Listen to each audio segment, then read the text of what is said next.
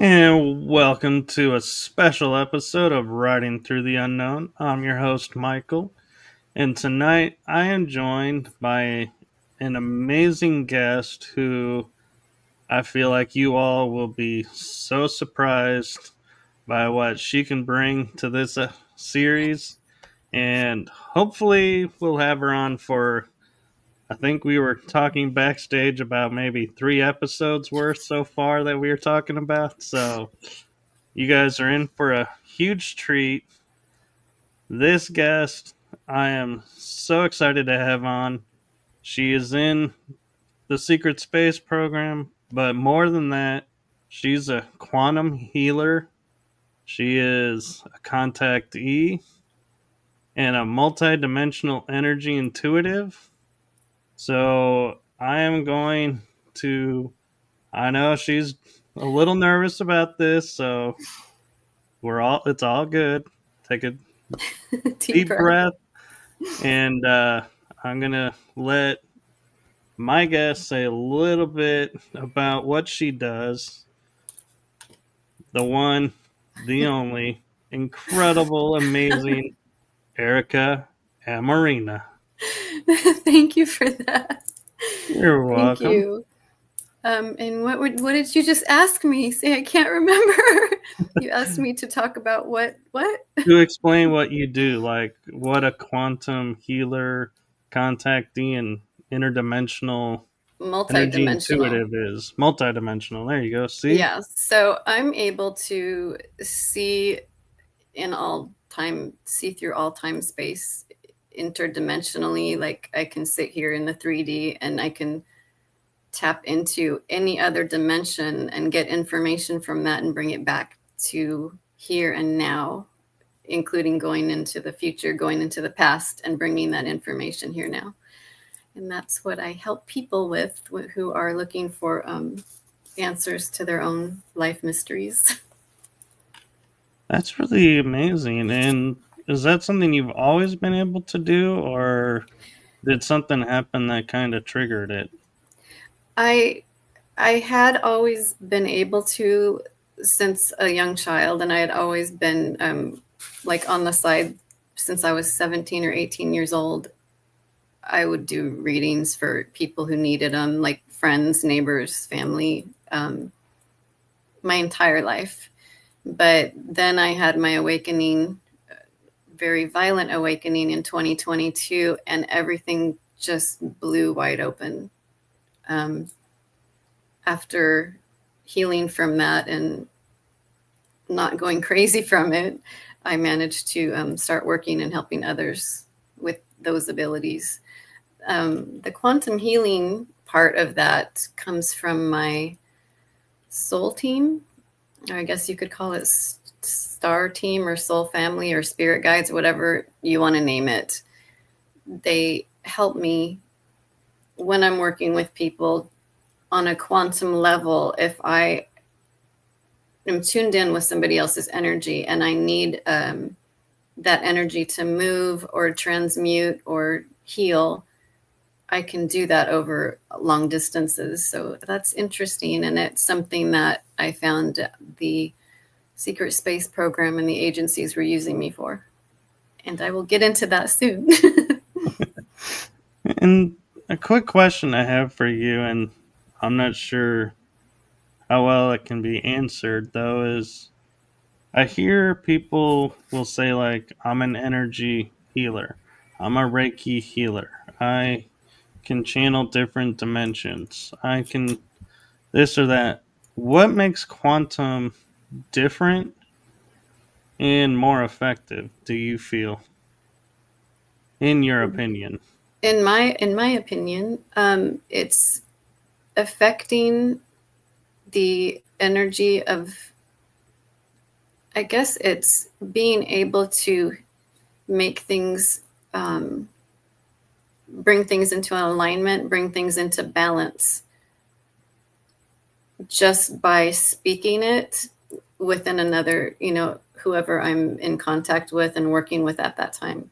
Just by speaking it, there's this resonance and it's done kind of thing. I don't know about Reiki and stuff like that. Did you hear that? I did. That's what I'm talking about as far as targeting. That's what I'm talking about. That weird stuff. Okay. Now my heart's beating really fast. What did that say? I couldn't make it out, but It it was like was. a woman whispering. She Hmm? said something, ha ha ha. Okay, that was creepy. Honestly, at first I was thinking somebody was in another room and saying something, and I No, was I like, heard it. no. I heard it like it was on.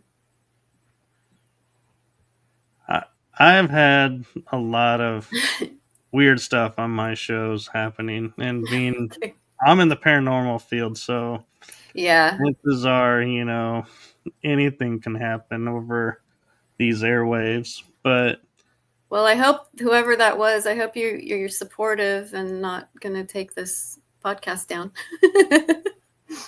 they haven't yet. Fingers Where crossed. were we? Where were we? What were I talking about before that? We're talking about how quantum is different from others, and I guess what I was really getting around to is with all the different modalities that are out there, what makes someone want to go, let's do the quantum over something else? I I think because it doesn't matter, distance doesn't matter. You don't have to have somebody touching you like a healer or working in your space. You're not blending energies of the two people. It just happens. It's that quantum resonance and things just shift. I think it would be easier to have that instead of like somebody physically touching me or interfering in my energy field. But that's just my opinion. No, that's a great way to put it, and that is well said. And that's something a lot of people, I don't think, give a lot of thought to, is sharing of the energies and creating possible chords between each other. And Chords, yeah. And another thing I've seen is people who get inexperienced people working on them with Reiki or what is that, quantum hypnosis. I see their field has part of the person who did that, the hypnosis in their field, still courting them after they've separated from that healer and moved on with their life. I still see that. And that's not something that we need to be doing to each other. We've got enough shit to have to like get out of our field. We don't need other people getting in there. But I right, see and that. I mean, you can see it. You can see it in the aura, or I can see it in the aura. I can see it in the energy where there's too much. What's the word I'm thinking of? It's just interference. I can't think of the word. almost like an infiltration. Yeah, yeah. And I think that Hmm. comes with the inexperience of understanding energy and frequency and light and how it works. I agree. And so, did you just wake up one day and was like, "Hey, let's do quantum healing," or what was your awakening to it and made you go, "This is what I want to do"? That is a good question. Let me, I guess I can start talking about my awakening. In 2022, I had a very violent and painful and scary awakening. Um, should I just start there? Start You can talking about start it? where you Okay. want to start. I'm going to put my pot pie glasses on here.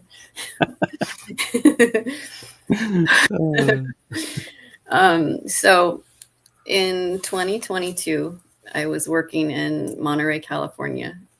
I don't know if you've ever heard of it. It's beautiful, beautiful place to live. It's also the most expensive place to live in California. isn't it on the southern coast? of Um, California? The it's on southern it's part, I on the mean? coast. It's like an 2 or 3 hours south of San Francisco. So you Okay, have so closer to Pacific the Grove, center. Carmel by the Sea, Monterey. It's right at north of Big Sur. It's a beautiful, beautiful area, and all the rich people have their giant mansions on along that strip of Highway 1 along that coast. It's gorgeous there. I mean, it's magical and beautiful there, but it's very expensive. But anyways, I was um I was working there as a nanny. I had just left a relationship I was in, and I wanted to start over. I had been really fascinated with Skywatch and like CE5 and stuff like that. And I was fascinated by, stories of space, but I never associated it with anything having to do with me. But, anyways, so in 2022, I had just moved back to Monterey because it's gorgeous. I didn't really know anybody there. I didn't have any friends because I was working all the time. When you work that much, you don't have any kind of social life. And I was a nanny. I was taking care of a 1-year-old and an 8-month-old boy. So I had two babies to take care of. So like it was a very stressful job. But one night, it was a Wednesday night on January 27th, 2022. I was in my apartment in Monterey, and I was fixing dinner in the kitchen.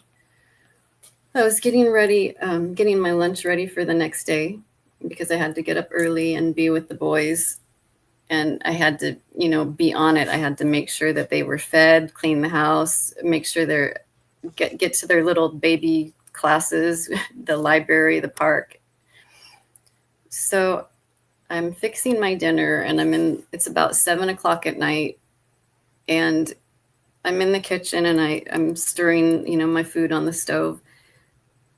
And suddenly I get this really, really eerie feeling. That feeling you get between your shoulder blades when somebody's behind you and you just feel that they want to kill you kind of feeling. It's right here, like we're right between your shoulder blades. And I was so creeped out. I turned around, I had the lights on, but it was dark. And I noticed in the living room, it was blacker than night. Like I couldn't see the far wall, which you can always see, if you have the light on. But it was like the darkness was sucking up any light that was in there. It was very, very eerie. I couldn't just stop what I was doing and run. So I like finished up really quick. That feeling, it just got worse and worse. Like it felt like someone was standing right behind me, breathing down my neck, and like they were going to kill me. It was very frightening. I ran to my bedroom, and I locked the door, and I put a chair under the door. I don't know why. I lived there with a roommate. She was like 45 years old, and she was ex-military. I was so scared though, and there was no sane reason why I was that scared. And so, I get in bed, I make sure everything's locked, but I still feel like I'm being watched. It was such an overpowering feeling, but I kept thinking to myself like, oh, I'm just tired because I was working so hard and I wasn't getting a lot of sleep. So I go to sleep that night. Around 1 in the morning, I wake up, and this is the hard part I was telling you. So pardon me if I stutter and choke through it. At 1 in the morning, I woke up, and I had a military officer. Now my room's dark, but there's street lamps coming through the window. There was military guys on each side of my bed in dark camo with masks, like gear masks, like in your intro, the super soldier, the way they look. Right. And the roommate was in the room too. butt naked, just completely naked. One of the officers had put a knee on my chest. I was in bed. So this is me. I woke up with a startle because there was movement in my room, and I opened my eyes and I see two guys on each side. And the girl that I lived with is right here. And at first she was holding me down, and then she backs up, and one of the guys put his knees on my chest, and then they shove something down my throat, and it's very bitter. And like, I was so scared and panicked that, I start trying to fight, trying to get up. But the more I tried to fight, my heart was beating so fast. I was so scared. I ended up just passing out. 3 hours later, about 4:30 in the morning, it was like I landed on my bed. I was dressed in my pajamas. I woke up and my heart was racing like I had just been at war. I was scared. I was crying. My face was wet. I was sticky. It's 4:30 in the morning, and I'm thinking like, oh my God, I'm so scared. Something just happened. And then the other part of my brain is, you live in Monterey. You got to get to work. You can't lose this job because then you won't be able to afford living here. So I'm at war with myself. I ignore everything I'm thinking because I don't want to lose my job. I go to the bathroom and I flip the light on, and I'm covered in blood.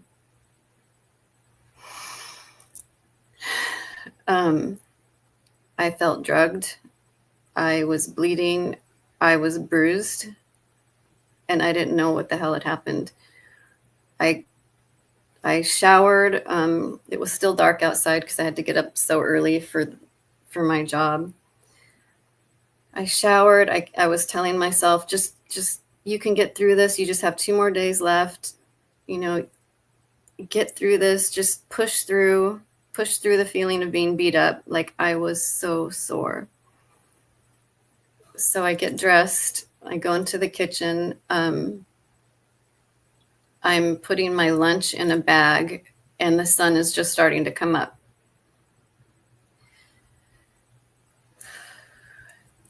I go back into my bedroom to get a coat, and by that time I had pretty much psyched myself up that something happened, but I deal with it later kind of thing.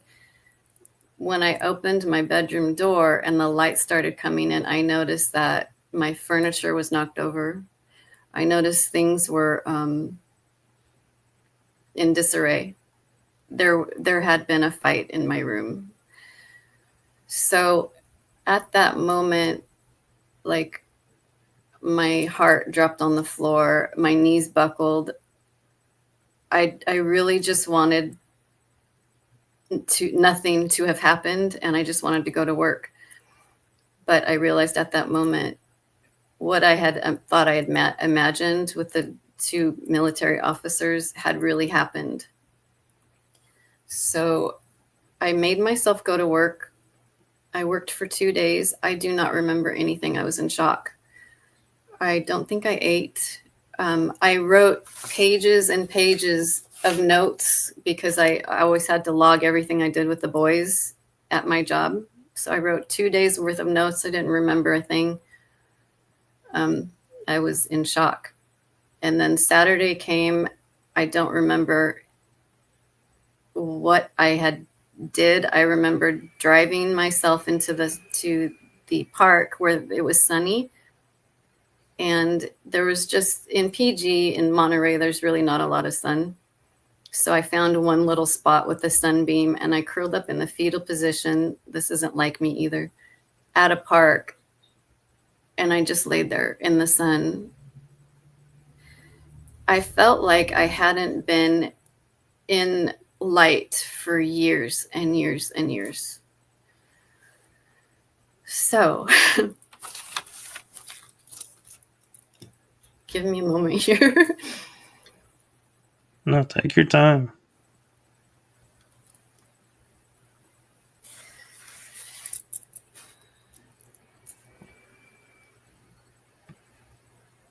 by Monday, I finally got enough courage to go to the emergency room and tell them that I'd been attacked. And I was able to also go to the police and tell them I was attacked, thinking that they were going to help me, and they did not. The hospital put me in through a trauma unit with in a specific part of the hospital for victims of violent crimes. They kept me for a week. I was having panic attacks like nobody's business. I was passing out. I was so scared. Like, I didn't know anybody. I didn't have friends in Monterey. I didn't know who was after me. I didn't know why people would come into my room. Why would they want me? I was like, I'm basically like an autistic, neurodivergent grandmother. Why would anybody want to attack me? It just, nothing made sense. Nothing made sense. I ended up having to quit my job there because you can't take care of children and have panic attacks and be passing out.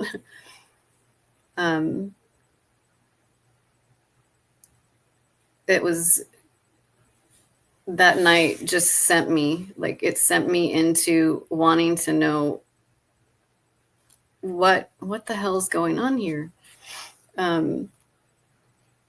I immediately, like, as soon as I could, I think it took me 20 minutes. I got all of my belongings out of that residence, and I took my savings that I had and I moved into my own little studio. I bought extra locks for the doors. I set booby traps because I was so afraid to go to sleep at night.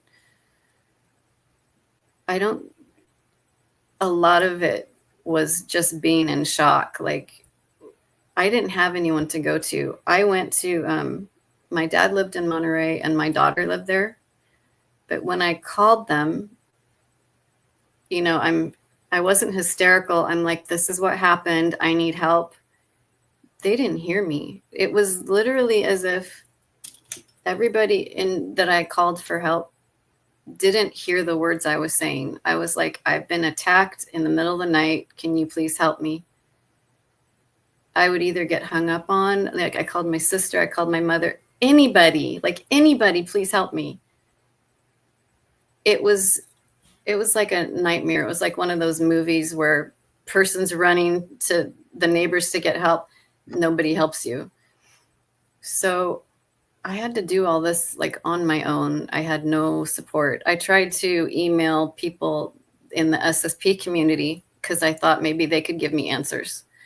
Can't remember. I can't remember exactly who, but I sent 3 emails telling my story and that I needed help right away, that somebody was trying to kill me. And as soon as I would push send on my email, it would be deleted out of my email, my sent box. I pushed send, disappeared. I wrote another one, push send, it disappeared. I wrote another one to someone else. I pushed send, it disappeared. At that moment, I realized, okay, nobody can hear me. I can't email anyone for help. The police basically patted me on the head and said, don't be scared. The hospital basically told me, yes, it's obvious something's happened. They've been monitoring my heart rate and everything, but you'll get better in time. So I was really just completely dismissed. And it wasn't fun. No, and I'm kind of curious, and to backtrack for a second, because you had said your roommate was in the room. Yeah. Did you talk to the roommate about it? Did she have any recall of what was going on? So the next day, I was so afraid to come home from work because I got home, or when I got home, I walked into the apartment. It was probably 106 degrees in the apartment. This is in Monterey where like the baseline, it doesn't get over 55, 60 degrees. So it was unusually hot. The heater wasn't on. that was another weird thing. Like somebody was trying to burn the place down. She walked in and I looked at her because I was waiting for her. I looked at her and she purposely wouldn't look at me. And she went straight to her room and closed the door. It was so bizarre. It was like she hadn't been there. It was like she didn't. This whole thing made me feel so crazy at the time because I'm the only one that knows what's happened and I can't get anyone else to listen to me. And she had she had no memory of it. It was bizarre, but I got the hell out of there like so fast. I did miss that point. Thank you for asking that question. You're welcome. So that's the rest of 2022 was basically just, I was afraid to sleep. I was so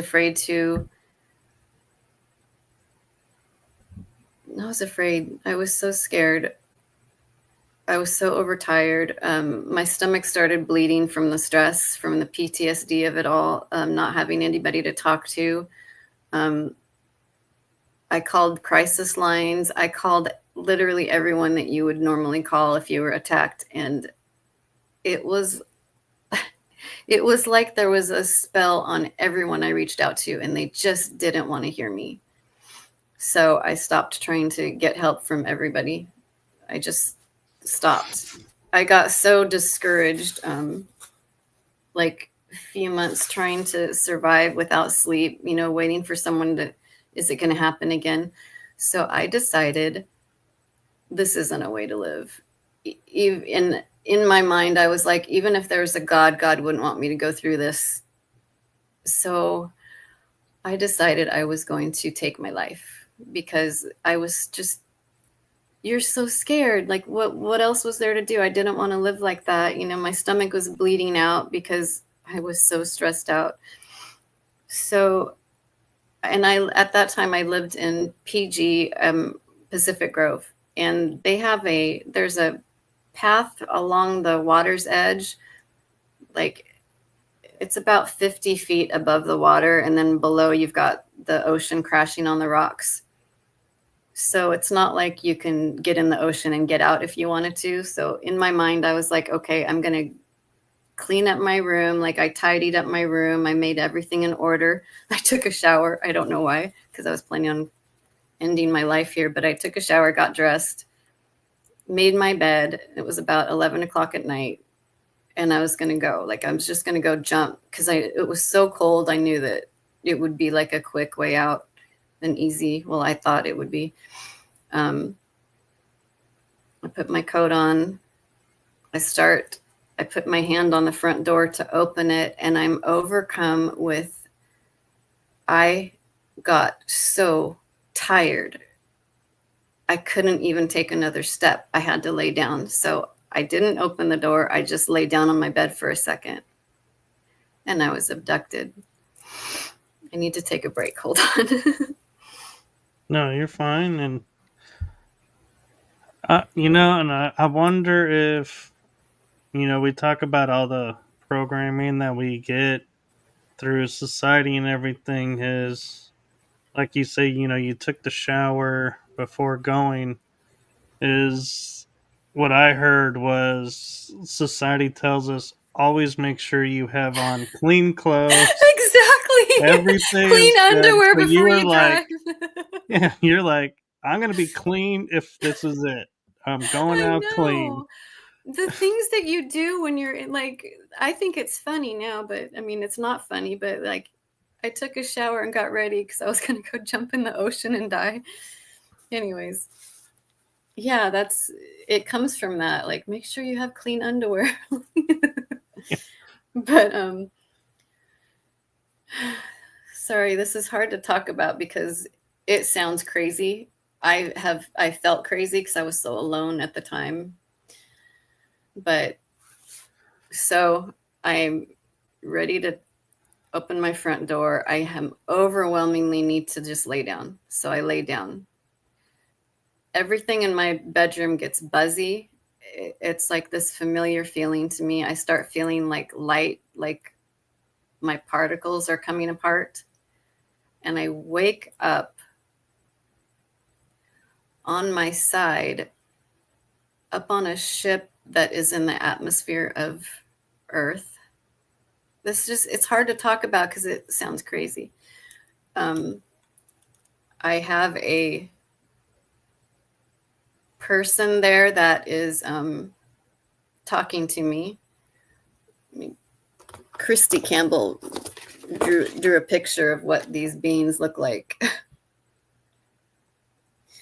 But he looked like this. He looked like that. That guy. Yeah. Yeah. And he explained to me, "You're not Erica. You are a star traveler. We're on this ship. We've been here. You know, you're in the pod. You're projecting your consciousness into who you think is Erica."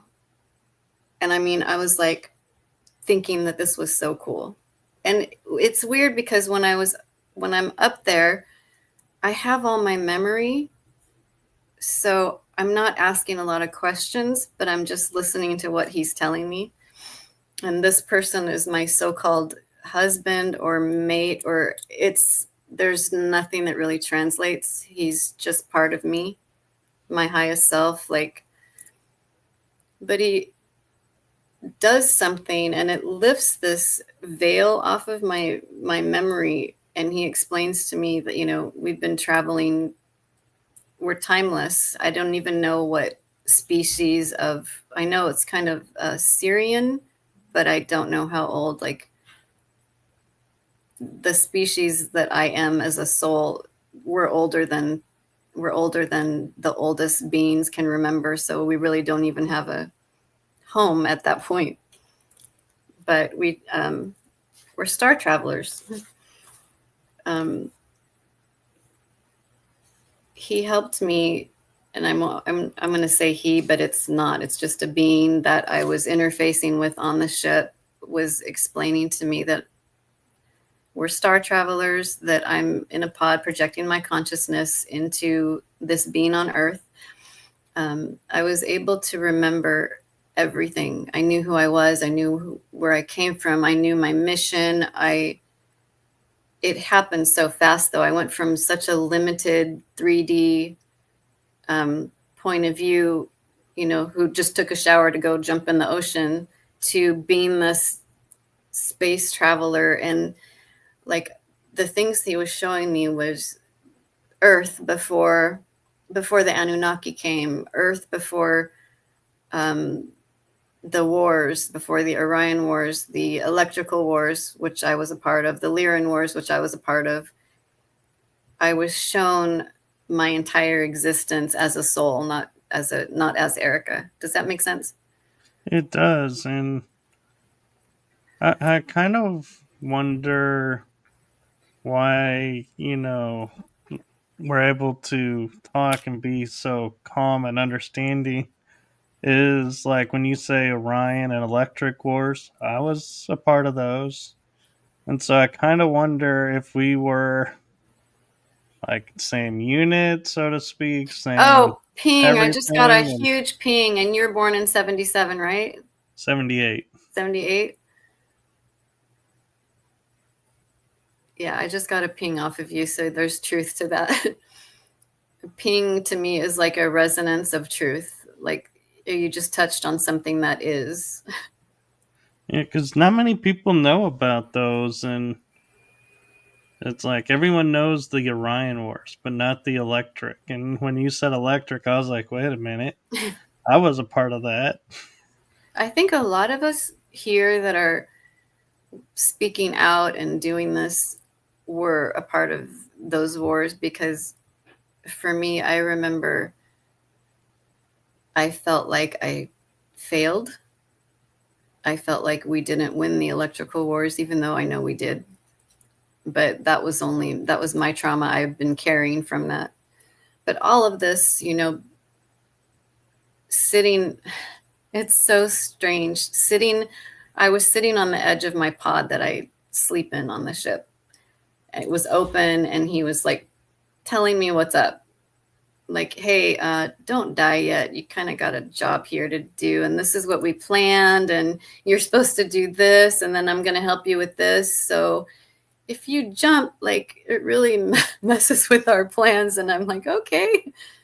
It was shocking though.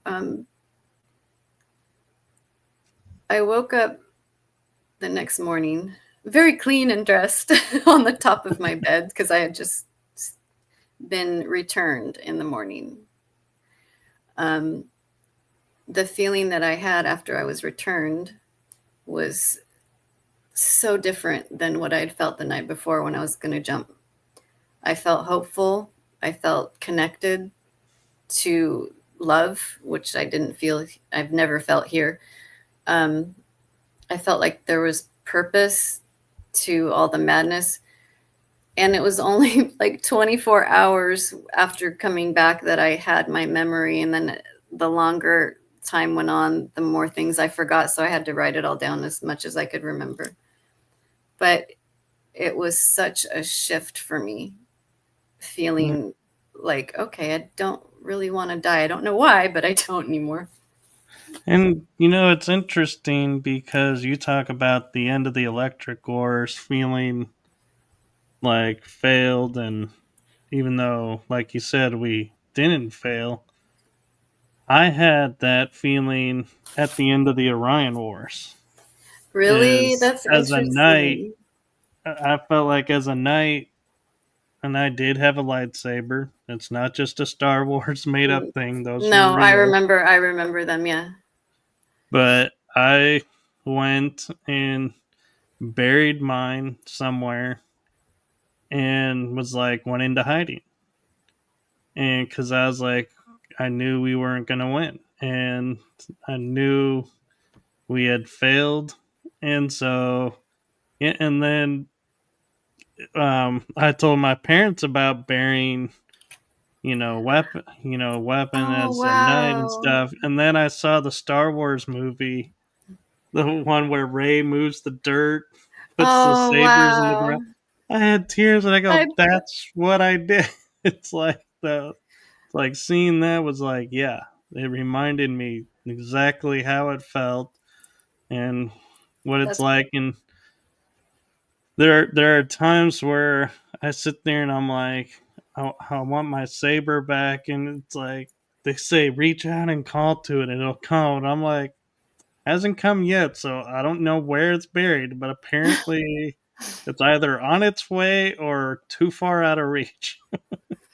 that's so interesting. It's pulling my heartstrings when you talk about it, so I know that you're telling the truth. Like, I get that. Like, I'm getting choked up hearing that. I wonder where you Yeah, buried it. Gotta go and find out. I'll help you I get know. it. I know it wasn't here because I know we were in space, and and Mars or like you were saying, planet. is growing up, I was always interested in space to the point I didn't want to be an astronaut, but I was like, I knew space and I knew Right. how everything looked in space. And so when Right. people talk about certain things, I'm like, no, y'all are nuts. It doesn't look like that. I can tell you what it looks like, but you're not going to believe me Right. because And you you won't can't believe the explain reason why. why. Yeah, you can't explain how you know. I think that's so interesting for a lot of us that are involved in things actively while we sleep. Well, I guess all past and future and parallel lives are all happening right now, but it, I've noticed that people that had really emotionally charged or important positions in these wars, like you were talking about, you felt like you lost, I felt like we lost, but we didn't. Like, but I personally felt like I failed. But it's interesting when we're here on the in the 3D on the earth plane, you'll have either like an interest in space or a severe aversion to anything space because they program us to not so that we don't remember, who we are as a soul. They'll program those interests out of us, so we won't even look at it. We won't even look at space stuff, or we won't even watch a sci-fi movie. I think that's interesting. Like, what are they not wanting us to remember? How powerful we are?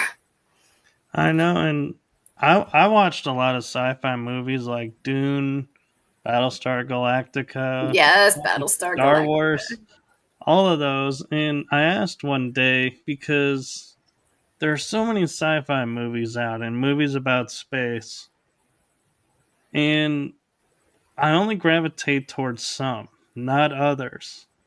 And I was thinking about one day, why is this? And I was told in a mediumship circle, everything that I've watched on TV or movies that I've seen is because it was remembering a story that related to me. And it was like, started making sense. And I was like, well, I don't know why Star Trek, Star Wars, what part of that? And then when somebody goes, oh, well, Star Wars is really the story of the Orion Wars, I was like, mind blown. And I was like, Yeah, there's the missing piece. that's that link. That's that missing link that you need to just to understand. And that's what I love working with clients now with, finding those missing links so that people can put their entire life together. I just love it.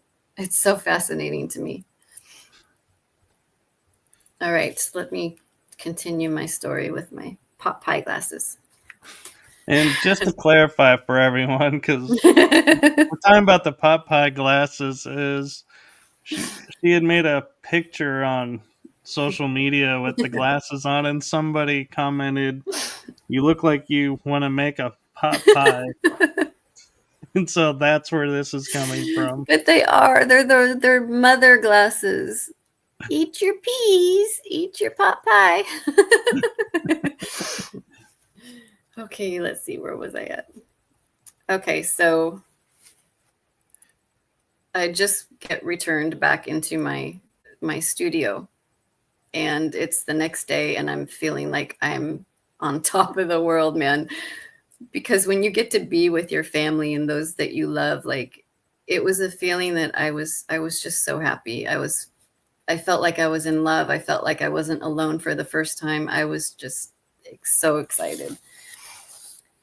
Um, but then with all that excitement, I had to process so much more information. Like, okay, well, if that's the case, if I am not Erica and my body's up on a ship and this is a projection of my consciousness, why are people sneaking in my room at night and attacking me? Why did that happen? So then I ended up having so much more questions.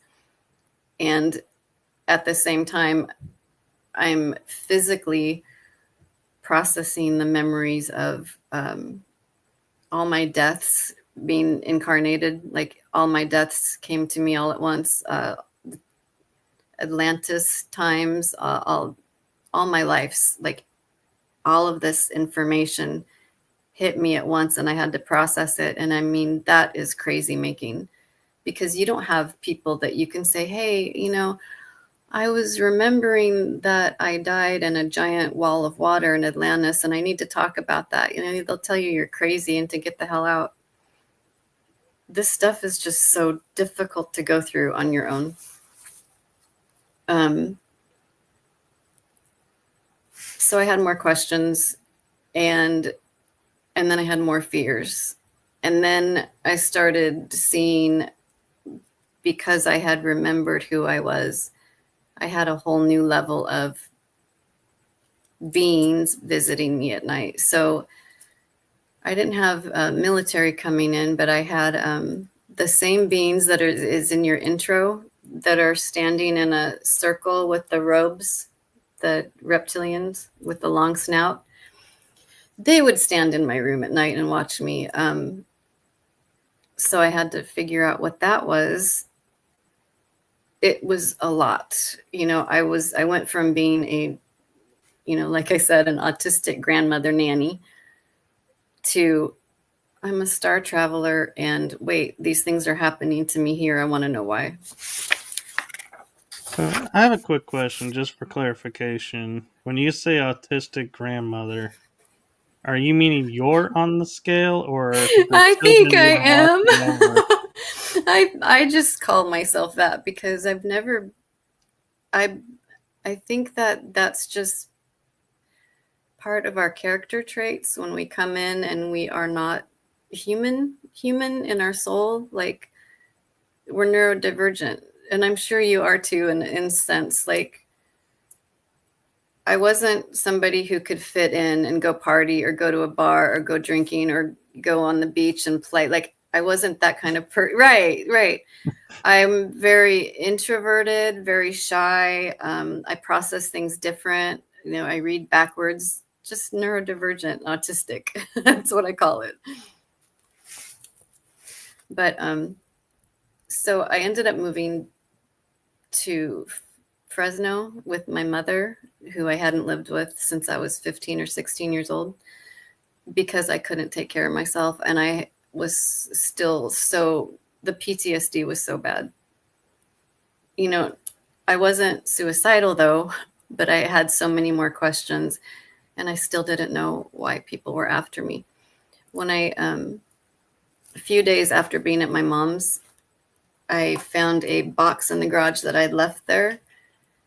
And the box had like 40 years of journals that I'd written in them. And I didn't remember, but since the age of 7, I had been writing everything out in journals and then storing it.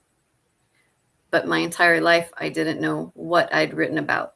I didn't know why I was saving all those journals, but I did. My mom didn't know they were there. She had never gotten into them. I started reading them because I wanted to see if I could remember or put any more pieces of my life together to figure this out. Why would people break into my room in the middle of the night? So I opened this one journal, and it was like the third shock.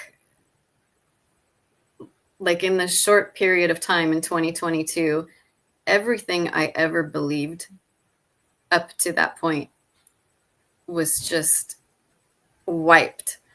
I had to adjust to things I thought they were this way weren't this way. Like, I had to bend like the reed. I started reading the journals, and I discovered that I had been targeted and abused and abducted my entire life, and I didn't remember it. I didn't even remember that I had been writing it down for myself, like in detail, writing these abductions down. And they started when I was 5 years old. I'll go into that. Like, me and my sister would be going to sleep at night. We hated going to sleep. We hated nighttime. We never asked ourselves why. So I'm reading my journals here. Every night as a child, going to sleep was, we'd start to fall asleep. My sister and I had like twin beds in a little bedroom. She was like only 3 feet away from me. It was just our girls' room. Every single night, the same thing would happen. Either an orb would come from outside. We lived in the middle of the country, in the middle of vineyards. Nobody around. So it would either be an orb coming right through the wall towards my bed, and I'd be awake watching it, or it would be right when you're ready to fall asleep. The room would feel like it was buzzing. I would start feeling staticky, like my particles were coming apart. I would get sleep paralysis. Every single time I got the sleep paralysis, it cut off my breathing. It cut off my airway. So as a child, not only was I being abducted, but during the abductions, they would stop my breathing. I would try to scream for my parents as I was being lifted out of my bed. Couldn't scream, couldn't breathe. And then I'd go through the ceiling, like be sucked through the ceiling, and then I'd pass out. A few times I remembered being on the ship, but then I'd always pass out because I couldn't breathe. I didn't know like whatever technology they used. I mean, the abductions were from grays at the time, tall grays, tall whites. I remember Killy Tokert, I think that's what they're called, would come into our room. Tall grays, reptilians, but mostly it was human military. It happened to my sister too, you know, talking to her now about it. She remembers, she doesn't believe in any of this, and she remembers being sleep paralysis, not being able to breathe, and she would get taken up through the completely different direction than I was. So it was happening to her too, which is interesting to me. It made me feel less crazy.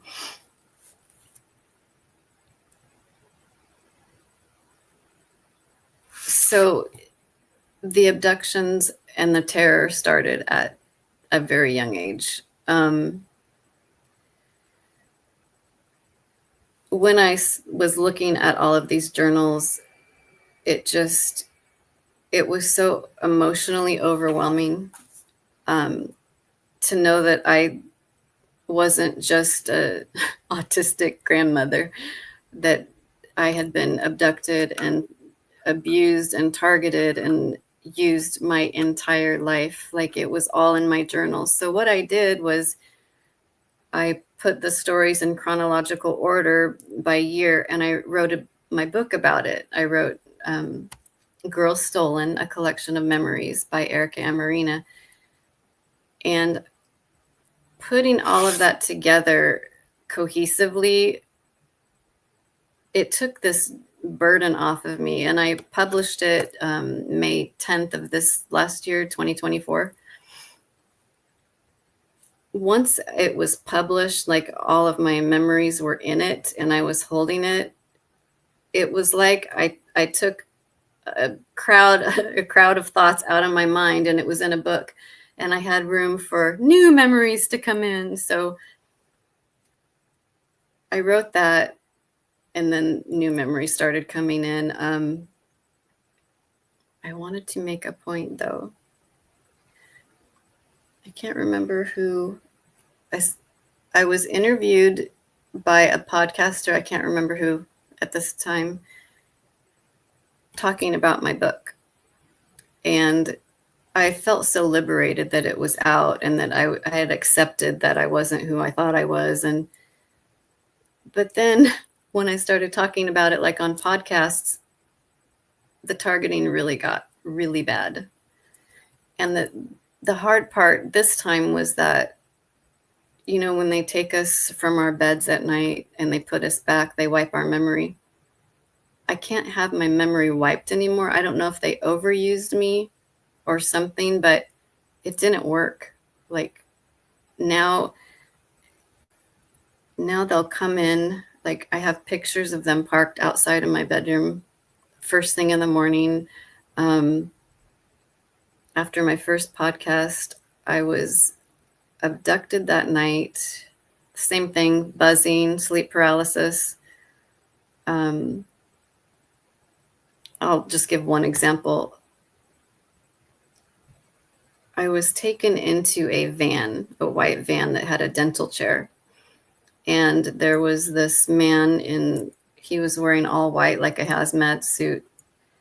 And he was holding my books. I had just bought a box of my books because I wanted to pass them out to some people. And he had that box that I kept right next to my bed. And he was screaming at me. I'd been injected into the neck with some kind of psychedelic. And he was screaming at me not to talk about it, that I had promised not to talk about it, and that I was a piece of shit, and that they were going to make sure I pay for talking about what I was talking about, which was just the truth.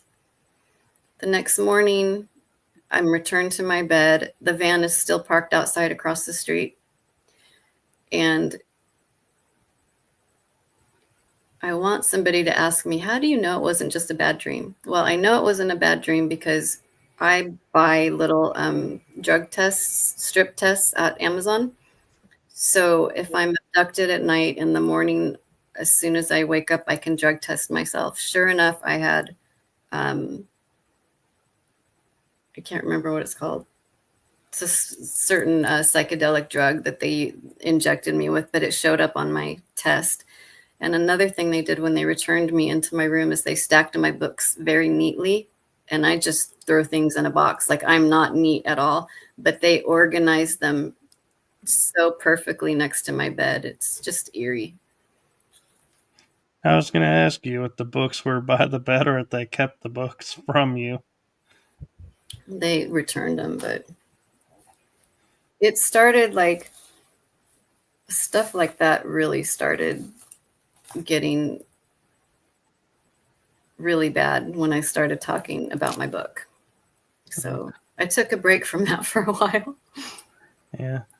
Iron Bear 78 has a question for you. He says, did you see nothing but black space around you? Also, did you sense vertigo? Where at? When When you I were was, being taken and your experiences. yes, vertigo. And yes, there's like in some of the instances, there's just black. You can't, there's nothing to see. But yes, with the vertigo. And I'm So curious, since you're meeting with the family, it, when you go at night, is it the same? You see the blackness and, then you're up, or has it changed and you can go easier? nothing's easy. um, with my star family, it's a specific energetic signature that fills up my room. So I know it's them. Like, the first thing I feel is extreme safety. That's how I know it's them, because all the other abductions feel very frightening and terrifying. So, and they also, like, let me try to find the color. There it is. They also are actually this color, blue. So my room and my site will fill up with that color field of blue, like that teal. It looks like bioluminescence color blue. Ooh, I like that color. It's my favorite. But so this whole year of 2022, 2023 was discovering that I had been so extremely targeted that it was just so hard to process that. It was like a really violent awakening. I completely lost my train of thought. Well, you were talking about how they didn't want the information to come forward and tried to use scare tactics to keep you from coming forward and sharing. And it And wasn't just scare tactics. They had activated. No, when I say they, I'm talking about, I found out I work for a lot of different private agencies, the military industrial complex. I found out, like, I can list them to you. Let me name some. This is through my own interfacing with my star family and also getting validation from two different people here on Earth that can name the projects you're in. So I found out I was a part of Solar Warden, Dark Fleet, Project Eyes On, Project Pink Mist. I found out that I am a current space commander. So somewhere I'm a really awesome pilot. I think that's cool because I used to have those dreams when I was a kid. I found out I work for NSA. I found out I work for the Russians. I found out I work for the Numbers Group, number 12 in the Numbers Group, the Umbrella Corporation, Mars Colony, Corporation Shoreline. I found out I have access to the computers' quantum codes, the matrix codes. This is when I was trying to find out why I was targeted. I found out that I work for Project Avalon, Project Avian, I found out I'm part Seraphim, Andromedan. Um, I have clones. I work for ICC, Chinese military, Montauk. I'm part Anunnaki. I work for Homeland Security. Like, there's a lot. CIA, ACIO, Division 12, Division 6. Like, so in 2022, I was just literally a neurodivergent, nerdy grandmother who was nannying. And then I find out, like, I'm this, through all of these terrible, unfortunate circumstances, I find out that I am a highly sought after asset. And it started to make sense why I was so targeted. Like, some of the stories in my journals, and they're in my book, which is out now on Amazon. But some of the stories, I'll just give an example. In 2021, I remember I was in Monterey. I was sitting by the fire and I was filling out, I was writing a resume because I wanted this specific job. And I'm writing it out, and I was listening to a podcast. I think Rebecca Rose was on the podcast talking about some of her experiences. And, like you're saying, you listen to somebody and things start pinging to you, like, that's true. So I'm sitting there writing my resume out, and Rebecca's talking about these experiences she had, and they were so familiar to me. So familiar. You're like, okay, I just need to contact this person because what they're talking about, like, I know what they're talking about. I went to write her an email, and I think I wrote like 4 words, and then I had a strong compulsion to go outside. Why? I don't know. It was cold. Next thing I remember, I'm standing on the deck and I'm watching a TR-3B take off from right above my head, right above the roof, up into the atmosphere. I watch it cloak and disappear. And then a second later, I don't remember anything. I don't remember why I was writing an email. I just went back to making my resume. These things that would happen to me, like, don't you think you would remember if a TR-3B picked you up off your deck? Oh, yeah. Like, I don't, and then left. Like, I can't remember who I called, but I was like, I just saw a spacecraft. Had no idea that it was military and it had just abducted me. Like, Right. I don't know what technology they use, but they were wiping me as soon as these things would happen. I would write them in my journal and then completely never remember them again. Like, they were just erased. Yeah, and it's interesting, like you said, the TR-3B, because that's the triangular ones. And I was listening to a show, and they were saying, how can you tell ours from extraterrestrial or inner Earth domain? And somebody goes, if it's triangular, that's us. If it's another shape, you got a 50-50 shot of if it's from Yeah. outer space Or or if we inner Earth. reverse engineered it. Yeah. And But we seem to only, they were kind of indicating we only seem to be able to operate the triangular. I And so I think was so, like, because it takes your consciousness to operate these ships. Like, they wed them with your consciousness. And can you imagine somebody with ADHD who can't focus at all? Like, oh, let's go that way, and the ship takes off. or Yeah, even it better takes. yet, be flying along and you're on your path and you go, oh, squirrel, and veer Yeah, off. exactly. But you're in a ship that follows your every thought. So yeah, man, I would be a Yeah. terrible pilot. Shiny object.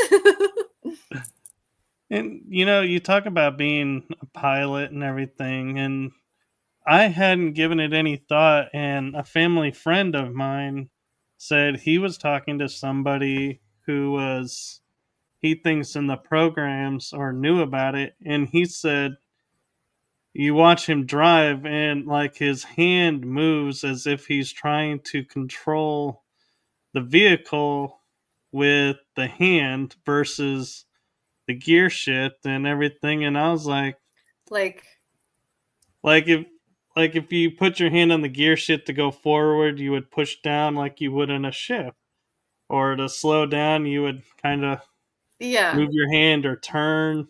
It would, and that's so so I cool. was like, huh, it's interesting you say that, and I started noticing when I drive. 90% of the time when I drive, it's like my hand will be on the gear shift and be going forward or backwards or Be- when turning. we when we pilot, when we pilot those ships in space, and I'm sure that you were a pilot too. There's a pad. Let me try to do this right. There's a pad on the edge of the armrests of the chair, and Hmm. you just rest your hand on it, like exactly how you're describing, and that's how you're connected with it. But it's Yeah, but interesting to know, like, what habits do you have that you got from being in space that you still have now on, in your 3D life? It'd be exciting to find out. well, one I can tell you is, and I've never been able to explain this, but when I was a wee little lad growing up, I grew up teaching myself chivalry and nobilities code and was like, this is how it is. And it's like, and my mom likes to joke around and laugh and go, he always had a sword in his hand. Oh, And and it's true, is I always like resonated to the night I read King Arthur's books. I read I did too. Robin Hood. I was fascinated by those. Oh, they just made me feel so like like I fit in when I read those. And what was interesting is I recently was listening, I'm pretty sure it was Laura Eisenhower who said the Knights of the Round Table were connected to the zodiac. And I thought, I had never thought about that. So I did a little video presentation where I looked at, could the Knights of the Round Table be zodiac? Well, something in me said, let's go a step further. And so I was like, okay, so if they're part of the zodiac, well, what does the zodiac represent? Well, they're elements.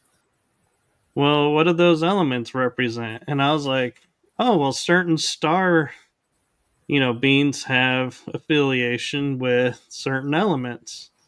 And so Oh, then it's like interesting. I was going and saying, could the Knights of the Round Table been hybrids of star beings that were here, and that's why they were the knights that they were? I And bet they were. I bet they were part of Galactic Federation or something.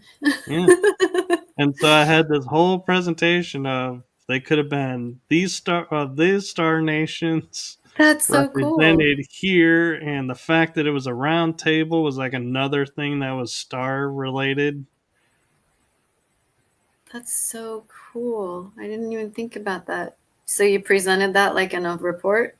I did a little video Oh, presentation and cool. was like, yeah, here's my thoughts of who the Knights of the Round Table really were. And I find myself watching, like, and I know this, like you say, sound crazy, but as an adult watching like cartoons like Knights of the Zodiac, in which case they're like, one is guy is like the embodiment of Pegasus. He has the cosmic aura of Pegasus, and that they're fighting dark energy, cosmic energies. And it's like That's really interesting to interesting. watch that and being like, some of the moves that they do, it's like I recognize, and I'm like, I think we were trained the same way. That's so cool. Just that reminded me of something. After finding out that I was a part of all of these groups, and then I looked up the groups and or the agencies and found out, what they did. I found out that I was like a really good shot. Like I think Project Pink Mist. You know what Pink Mist is? When you have a target, a human target subject from a very, very far distance, and you take them out, they literally turn into a pink mist because they explode. I looked that up online, but my aunt was like, hey, we're going to go shooting, and do you want to come by? I've never held a gun. I've never shot a gun. I don't like guns. I like swords, but I don't like guns. But when I went to the shooting range, I was a perfect shot, and I'd never held a shotgun. I'd never held an automatic. I'd never held a pistol. It didn't matter what gun I had. I was a perfect shot. That freaked me out. Like, there are things you can do to find out if you're part of something. Like, how could I have like such good aim? Like, I'm so skinny and weak. Like, it was crazy to find out. And I'm good at swords too. Yeah, I was like, I resonate with swords. I have familiarity with firearms, like the principles and how they work and everything. And it's like my hand, I can like make the hand in the right position as if I was holding something. And it's like I can envision, using and everything. And as a kid, I went to shoot an arrow, a bow and arrow, and the arrow would like maybe 1 out of 20 shots hit the hay where the Where target the is. target was. And I was like really bad with this. And I was like, I started making the joke. I must not have been trained or ever operated in the days of bows and arrows because I am horrible at it. There is no muscle memory recall to help me out with that one. You probably didn't, just swords. Yeah, I got when I was younger, I bought a katana, I think they're bamboo swords. Man, I was good at it. Like, I knew how to hold it, I knew moves. Like, how do you know that if you've never done it before? Yeah. So Aikido is wooden swords, and katanas are elaborate handle that has a nice curve Oh, okay. So to it's it. a keto, I think, is it's the wooden one. Yeah. I think those are more familiar with Aikido and training. They're considered training swords. But But they're man, fun. you don't want to be hit by one of those. Those things hurt. No, I know. Like, I was a good shot, and I was just sparring with somebody like very first time, and I knocked them down. I didn't mean to. I didn't realize I was good at swords. Yeah, we should spar sometime. Yeah, put it on a video. Be So, like, yeah, let's see whose training recall is better than the other. right. Let's see who's really been in the Orion Wars. Or wait, the Electrical Wars. Yeah. We're like, who's got the better memory recall? It was this awakening, and how I was made to remember who I was so violent, and so violent. Like, I bring it up to people about so-called experts in targeting, saying, yeah, this is what happens. And they're like, have never heard of somebody who's targeted, how people physically get affected in the 3D. Usually it's fourth dimensional targeting. But like, I couldn't even go to the store. And I mean, like, I didn't believe that there's such thing as agents that could be activated remotely or anything, until one day I was at Lowe's picking up some supplies. We were making like a screen door. And those, they always have music on in the overhead speakers. But when I went in, I was walking down an aisle at Lowe's, and it's a huge store. At the very other end of the aisle was this man, and he was leaning over, and he was picking up like PVC piping or looking at the sizes. In an instant, the song over on the overhead speakers came on. It was Hall & Oates, Daryl Hall and John Oates, Private Eye, Watching You. Remember that song? Oh, yeah. We see your every move. when those words to that song came on, it was like somebody had turned it up. I was talking to somebody who worked at Lowe's. I was asking her where to find this, where to find that. She was looking it up. The guy that was on the other end of the aisle was leaning over, jerked up like he was like some kind of robot or zombie, turned like really awkwardly, looked straight at me, and his eyes were huge. You could see the whites on the top and on the bottom. He didn't blink, and he looked at me, and he got the weirdest, gnarliest smile on his face, and he started running at me. And I'm thinking, this is weird. This was the first time I'd been targeted, but I knew the song was loud, and I'm watching this guy come at me. He runs right through the lady that I'm talking to, knocks her over, and I stepped back just in time, but he wanted to like knock me out physically. And when he got right here in front of my face, he laughed and he said, "Hi, Erica." Like, I was in a different town. I didn't know. I was in Sonora, California. I didn't know anybody there. It was so eerie. The next second, the song goes off and it's regular volume music, and the guy's nowhere to be found. It was like so creepy. It's interesting you say Sonora because I'm like that name just like I'm like when you said it I was like I know Sonora. I've heard that, but I've never been. Couldn't tell you where it is on a map. But it's like somehow when you said it, I was like, yeah, I know that. And I'm like, wait, how do I know that? Where is that? What is Where that? does that come from? I had people write me. I think I mentioned that story on a podcast, and I had people from Sonora, California write me and say that they believe there's some kind of social experiment there where people have been abducted and they plant implants that can be remotely controlled. But this guy, he just emails me and he tells me a story about how he was going into just a grocery store in Sonora, and he had 3 things on his list: cilantro, milk, and something else.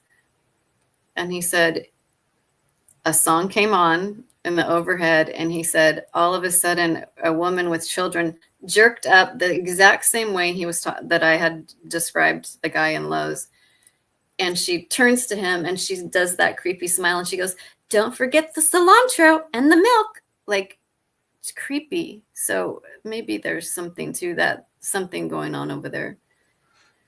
It's interesting you say that because I have been around and I'll admit when I haven't heard voices and probably because I react before they're able to, but I have experienced that, and what I do is in my mind, I go and I see, like you're saying, they start to act differently, and I will go in my mind and go, something's not right, that's not normal, and I will visualize like my hand going out like this, and energy just going from my hand to them, and being like, you can either return to source and learn, to do better, Yeah. or, rewire yourself to be positive, or you can walk away right now. Those are your 2 choices. I wonder if And we had that ability, because I find that I do that too. Nothing happens, but I mean, I find that in my mind, I know that that's a possibility, but I've never tried it. I mean, yeah, it's like visually nothing happens, but I visualize it, and in my mind's eye, I I can bet see it. something does happen. I bet that you're able to affect things like that.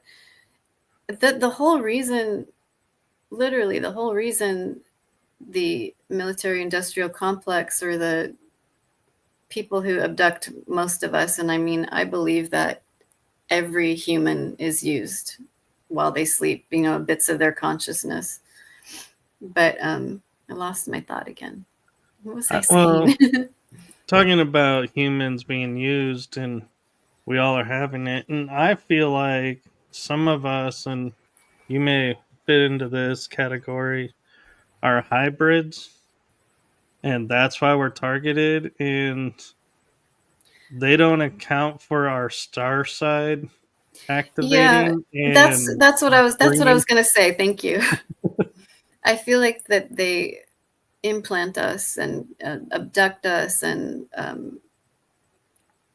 try to make us forget, because we do have these abilities. We do, like, if you're remembering an ability of energy coming out of your hand, and that's coming from somewhere. It's not just made up. Like, these agencies spend billions of dollars on mixing up our DNA and training us. So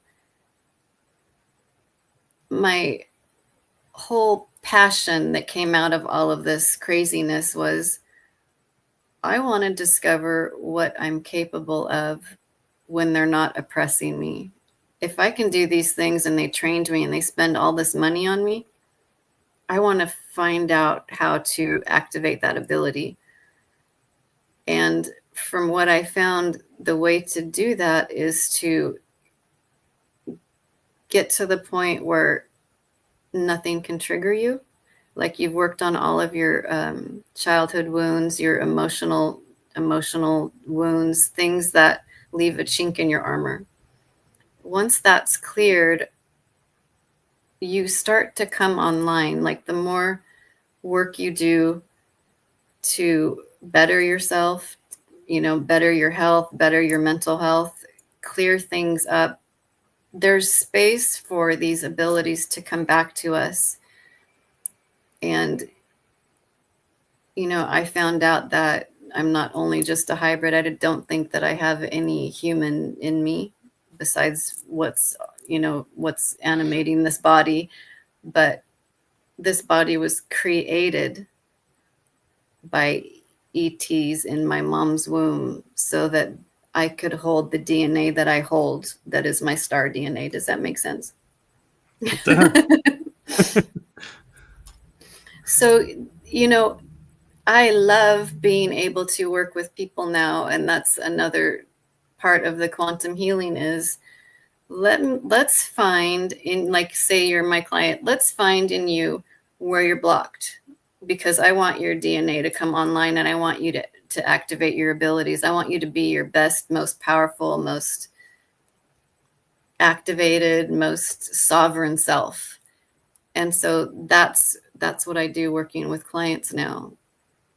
And because now I'm also aware of the technology that's used when they abduct us, and how they portal into our bedrooms at night, and how they take our consciousness out of our body and use it.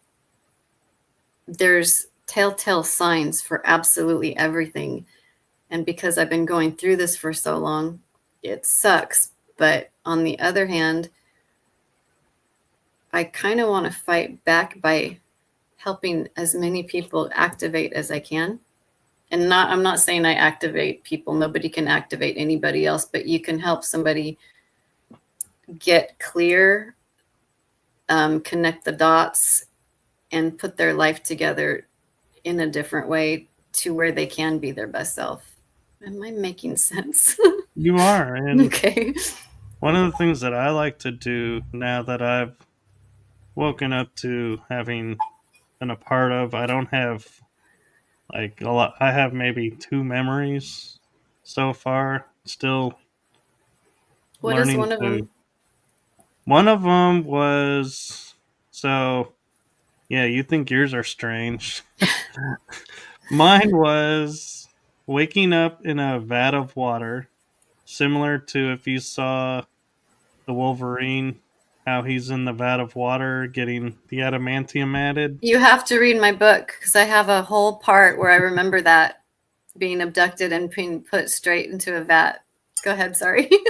Well, I wake up in this vat, and And trying to figure out where I'm at, I go to reach out of the water and my skin starts to burn. So I quickly put it back in the water and it heals up. And I'm like, okay.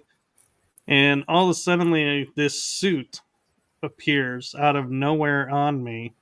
And it covers everything but my hands and my face and my head.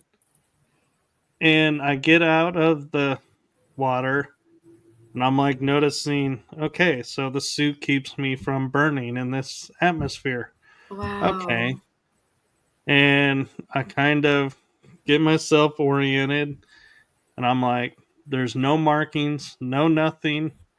It's kind of like a pale green, like almost like split pea, dingy green color.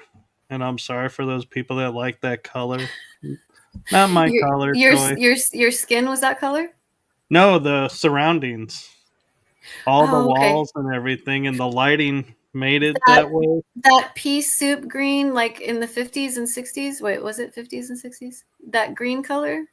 It was like really like kind of like felt like it sucked everything out of the room, and it just made it this like creepy feeling. Ugh. And there's water tubes where I can hear the water going through the tubes along the wall. And I'm like, why is there no markings? Why is there no windows? Why is there no way I could tell what's going on? And then I see this light in this area. And when I'm recalling this memory, when I got the recall of it, I was in a hot tub and I had stuck my head above water and was like, wait, what's going on? And then I was like, okay, let me see if I can go back because I felt like there was more. And I normally don't put my head underwater.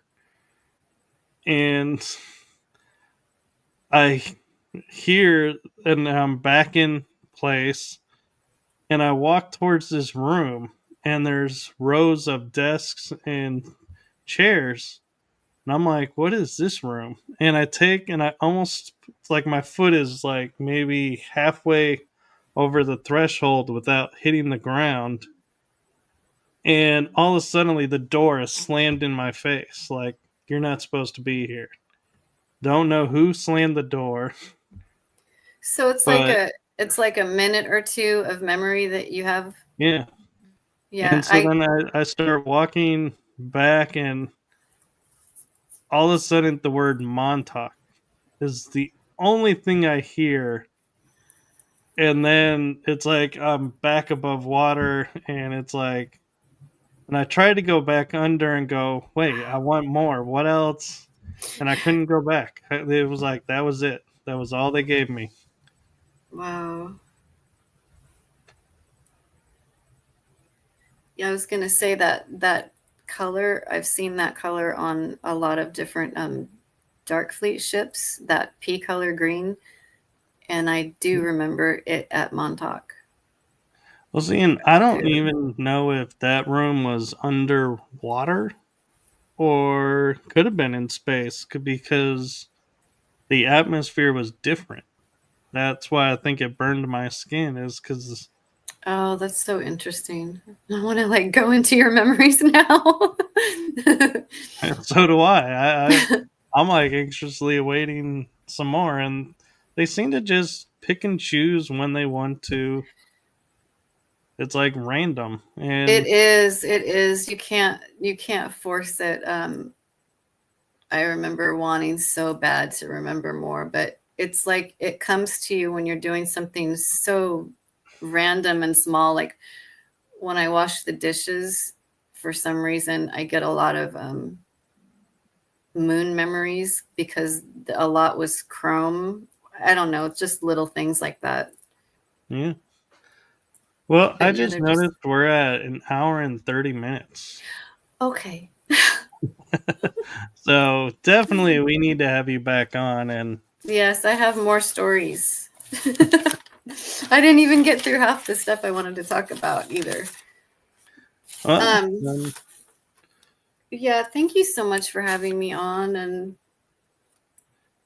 I just want people to know, like, if anybody else is going through that where things are just freaking weird and everything's against them and there's nobody, like, it's probably on purpose, because this Yeah. stuff doesn't happen for no reason. Yeah. Find I one of don't us. I You're don't want probably one of yeah. us. I just don't ever want anybody to go through this kind of targeting and frightening awakening on their own. It's very overwhelming, and it's easy to want to unalive yourself. So that's what I do, what I Yeah. do now. Well, thank you for what you do, and we will definitely in 2025 have you back on. Thank you.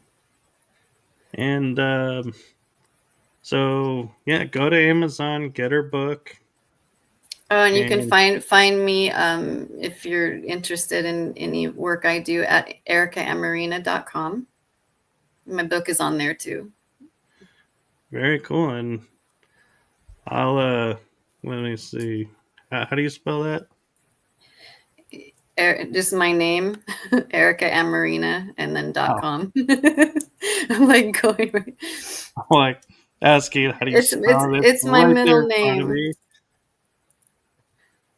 No, because I So, can't even spell it. Like, I'm tired. I can't think of spelling right now. no, I Thank just you. put it on there so people can go to it.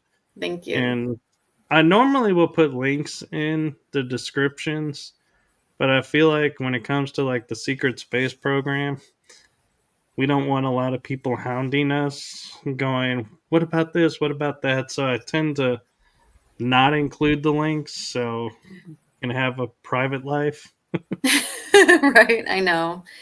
I know it brings in a lot of different types of people and non-people.